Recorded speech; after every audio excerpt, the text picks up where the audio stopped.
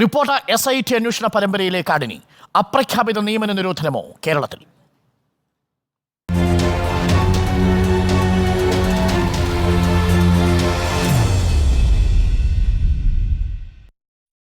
നിയമന നിരോധനത്തിൽ മുഖ്യമന്ത്രിയുടെ നിർദ്ദേശം കണ്ടില്ലെന്ന് നടിക്കുകയാണ് KSEB.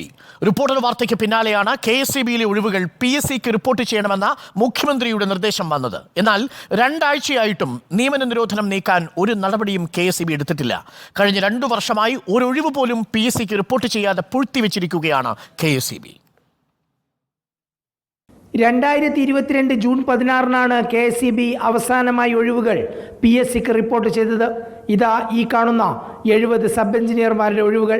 അതിനുശേഷം ഇങ്ങോട്ട് KSEB നിയമന നിരോധനം നടപ്പിലാക്കി ഒഴിവുകൾ പൂഴ്ത്തി. പുനഃസംഘടനയുടെ പേരിലായിരുന്നു അത്. KSEBയിലെ ആകെ തസ്തികകൾ 30,321 ആക്കണമെന്ന റെഗുലേറ്ററി കമ്മീഷൻ തീരുമാനത്തിൻ്റെ പേരിലായിരുന്നു ഒഴിവുകൾ റിപ്പോർട്ട് ചെയ്യാതിരുന്നത്.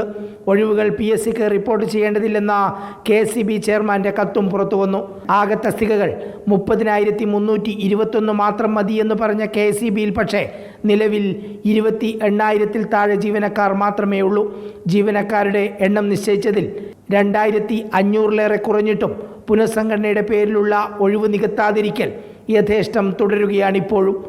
നിയമന നിരോധനത്തിനെതിരെ ഭരണാനുകൂല തൊഴിലാളി സംഘടനയായ CITU തന്നെ പരസ്യമായി KSEBക്കെതിരെ പ്രതിഷേധിച്ചിരുന്നു. അതിനിടയിൽ ഒഴിവുകൾ PSCക്ക് റിപ്പോർട്ട് ചെയ്യാൻ നടപടി സ്വീകരിക്കണമെന്ന് മുഖ്യമന്ത്രി തന്നെ പറഞ്ഞിട്ടും KSEB അനങ്ങുന്നില്ല.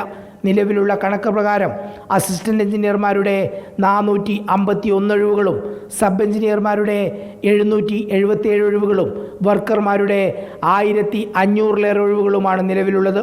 ഇടതുപക്ഷം കേരളത്തിൽ പ്രതിപക്ഷത്തിരിക്കുമ്പോഴെല്ലാം നിയമന നിരോധനത്തിനെതിരെ ശക്തമായ സമരം നടന്ന നാട്ടിലാണ് ഇത് സംഭവിക്കുന്നത്. ഒഴിവുകൾ PSCക്ക് റിപ്പോർട്ട് ചെയ്യേണ്ടതില്ലെന്ന KSEB ചെയർമാൻ്റെ തീരുമാനം പുറത്തു വന്നിട്ടും ഒരു നടപടിയും എടുക്കാതെ അനങ്ങാതിരിക്കുകയാണ് പിണറായി വിജയൻ നേതൃത്വം നൽകുന്ന LDF സർക്കാർ. Reporter TV Prasad, in reporter, Thiruvananthapuram.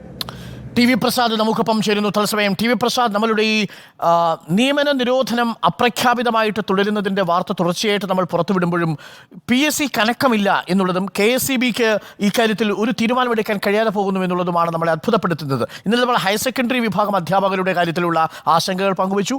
KSEBയിലും അതേപോലെ അവസ്ഥ തുടരുന്നു. മുഖ്യമന്ത്രിയുടെ നിർദ്ദേശം വന്നിട്ടും എന്തുകൊണ്ടായിരിക്കും KSEB ഈ ഒഴിവുകളിലേക്ക് നിയമനം നടത്താത്തത്? TV പ്രസാദ്.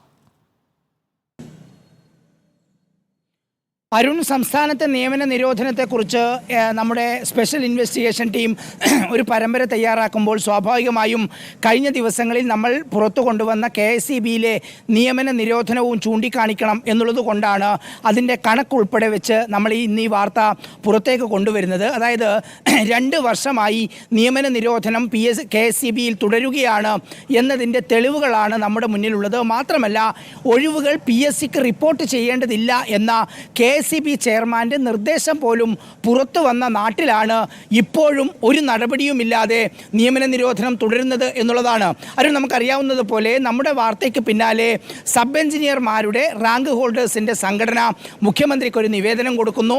ആ നിവേദനത്തിൽ 2 ആഴ്ചയ്ക്ക് മുമ്പ് തന്നെ മുഖ്യമന്ത്രി അതിൽ എഴുതുന്നു PSCക്ക് റിപ്പോർട്ട് ചെയ്യാനുള്ള നടപടി ഉടൻ എടുക്കണമെന്ന്. പക്ഷേ എന്നിട്ടും ഇതുവരെയും ഒരു നടപടിയും ഉണ്ടായില്ല. ഇന്ന് ഏറ്റവും പ്രധാനപ്പെട്ട ഒരു മീറ്റിംഗ് KSEBയിൽ നടക്കുന്നുണ്ട് എന്നാണ് മനസ്സിലാക്കുന്നത്.